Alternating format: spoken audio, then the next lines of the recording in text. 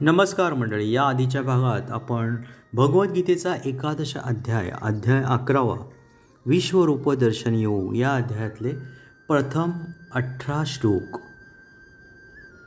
यांचं अर्थासह वाचन केलं मंडळी. आता आपण पुढील 19 ते 36 या श्लोकांचं वाचन आणि अर्थासह वाचन करणार आहोत.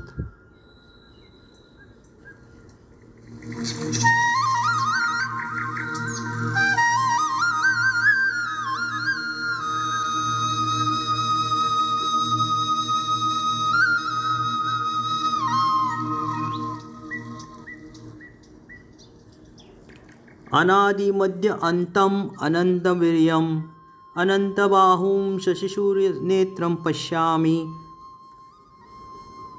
त्वां दीप्तहुताशवक्त्रं स्वतेजसा विश्वम इदं तपंतम.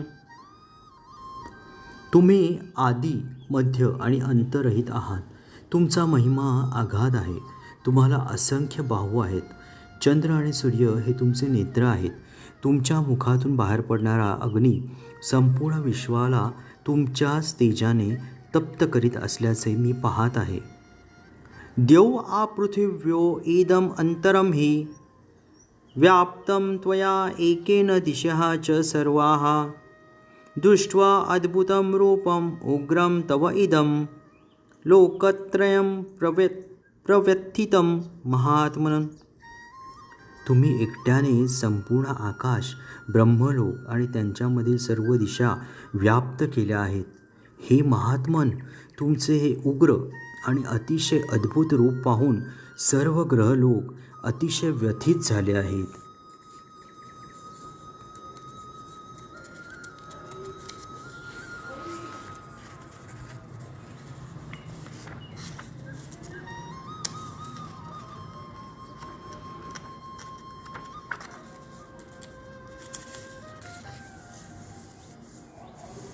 अमीहि त्वां सुरसंगा विशन्ति केचित् भीताः प्राञ्जलयः गृह्णन्ति स्वस्तीति उक्त्वा महर्षि सिद्धसंगाः स्तुवन्ति त्वां स्तुतिभिः पुष्कलाभिः. सर्व देवांचे समूह तुम्हाला शरण येऊन तुमच्यामध्ये प्रवेश करीत आहेत. त्यांच्यापैकी काही अत्यंत भयभीत झाल्यामुळे हात जोडून तुमची प्रार्थना करीत आहेत. महर्षीगण आणि सिद्धगण स्वस्ती म्हणजे शांती असे म्हणून वैदिक स्तोत्रांनी गायन करून तुमची स्तुती करत आहेत.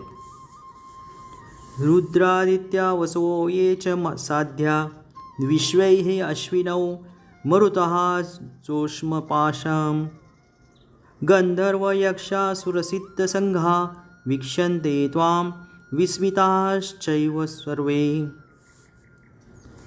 रुद्रगण, आदित्यगण, वसुगण, साध्यगण, विश्वेदेव, अश्विनी कुमार, मरुद्गण, पितृगण, गंधर्व, यक्षगण, असुर आणि सिद्धदेवता विस्मित होऊन तुम्हाला पाहत आहेत.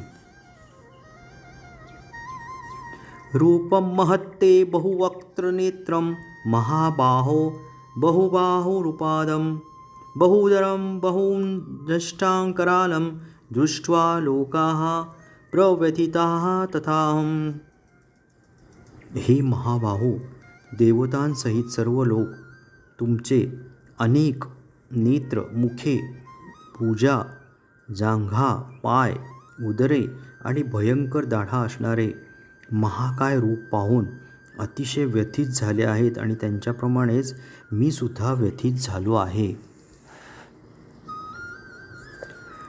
नभः स्पृश्यं दीप्तम् अनेकवर्णं व्यात्त आननं दीप्तविशालनेत्रं दृष्ट्वा हि त्वां प्रव्यथित अन्तः आत्मा धृतिं विन्दामि शमं च विष्णो.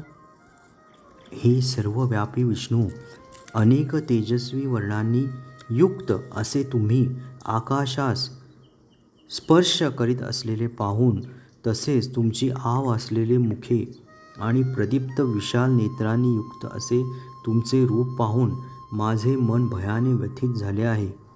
त्यामुळे माझे धैर्य आणि मानसिक संतुलन नाहीसे झाले आहे. द्रष्टा करालानि च ते मुखानि द्रष्टैव कालानलसन्निभानि दिशो न जाने न लभे च शर्म प्रसिद्ध देवेश जगन्निवास. हे देवादिदेव, हे जगन्निवास, कृपया माझ्यावर प्रसन्न व्हा. तुमचे मृत्यूरूपी प्रज्वलित मुखे आणि अक्राळ विक्राळ भयंकर दाढा पाहून माझे संतुलन हरपले आहे.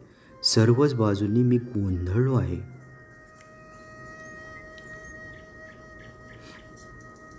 अमी च त्वां धृतराष्ट्रस्य पुत्राः सर्वे सहैवावनिपालसंघे भीष्मो द्रोणाः सूत्रपुत्राः तथासौ सहास्मदीयैरपि योधमुखैः वक्त्राणि त्वरमाणा विशन्ति द्रष्टाकरालानि भयानकानि केचित् विलग्ना दशनान्तरेषु सन्दृश्यन्ते चूर्णैः तेरुत्तमाङ्गैः. स्वपक्षीय राजांसहित सर्व धृतराष्ट्रपुत्र भीष्म, द्रोण, कर्ण आणि आमच्या पक्षातील मुख्य योद्धेही तुमच्या भयंकर मुखात त्वरित प्रवेश करीत आहेत. काही जण तुमच्या दातांमध्ये अडकून त्यांच्या मस्तकांचा चुराडा झाल्याचे मला दिसत आहे. यथा नदीनां बहवः अम्बुवेगाः समुद्रम् एव अभिमुखाः द्रवन्ति तथा तव अमी नरलोकवीराः विशन्ति वक्त्राणि अभिविज्वलन्ति. ज्याप्रमाणे नद्यांचे अनेक प्रवाह समुद्रामध्ये प्रवेश करतात, त्याप्रमाणे हे सर्व महान योद्धे तुमच्या प्रज्वलित मुखांमध्ये प्रवेश करीत आहेत.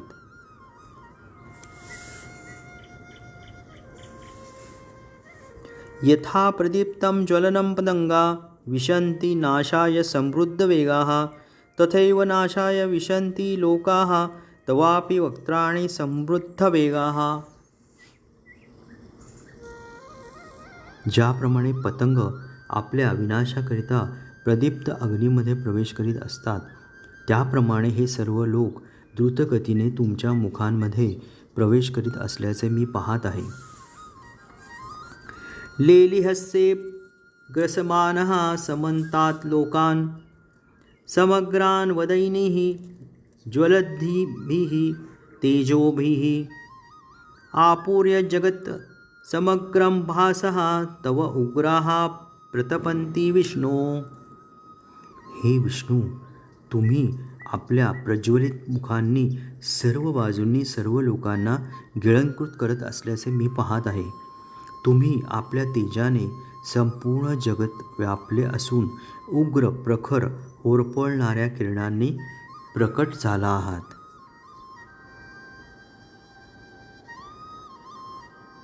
आख्याहि मेको भवानुग्ररूपो नमोस्तु ते देववर प्रसिद्ध विज्ञातुम इच्छामि भवन्तमाद्यं नहि प्रजानामि तव प्रवृत्तिम्.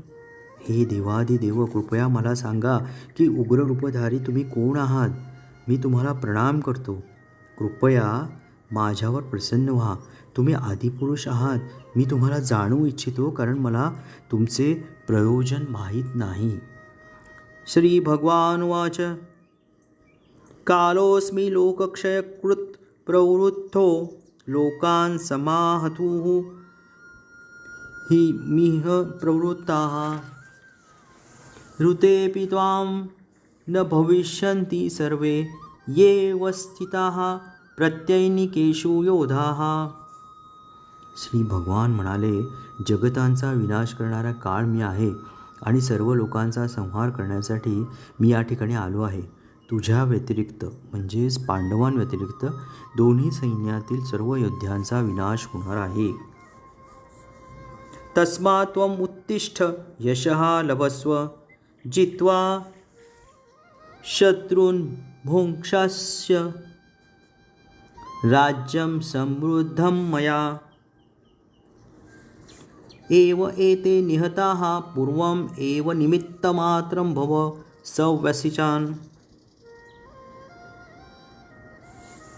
म्हणून उठ, युद्धास सिद्ध हो आणि यशप्राप्ती कर.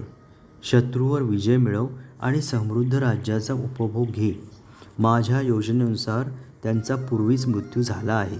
हे सव्यासाची, युद्धामध्ये तू केवळ निमित्त मात्रच हो.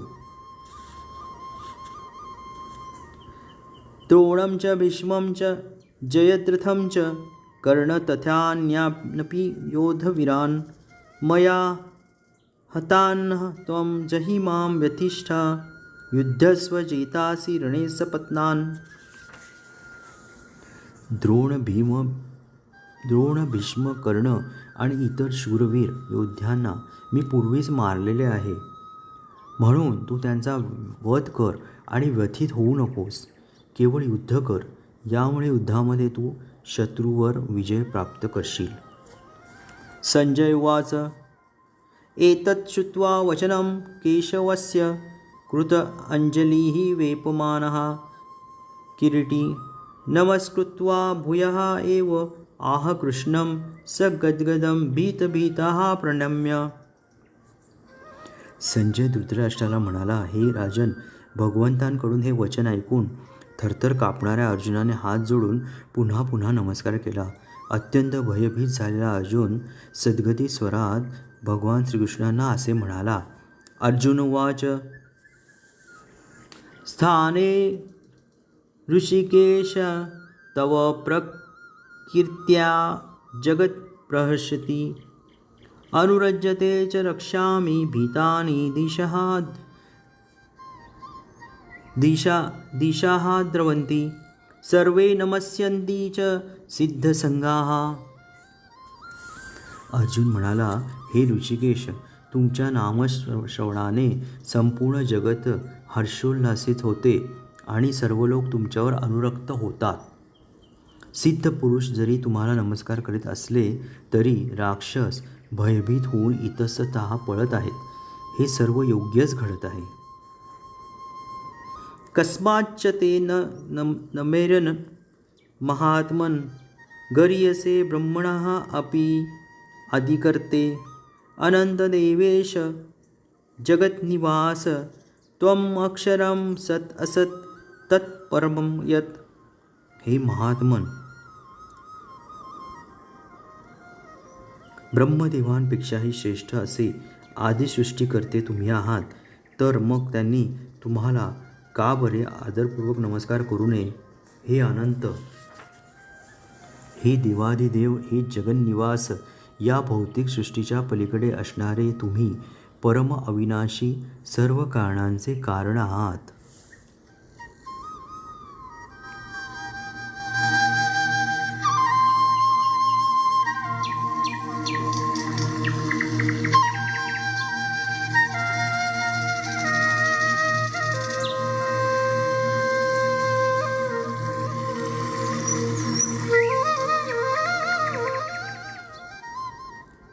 याप्रमाणे आपण 11व्या अध्यायाचे 37 श्लोक पूर्ण केलेले आहेत. यापुढील 38 ते 55 हे श्लोक आपण पुढच्या भागात पाहू.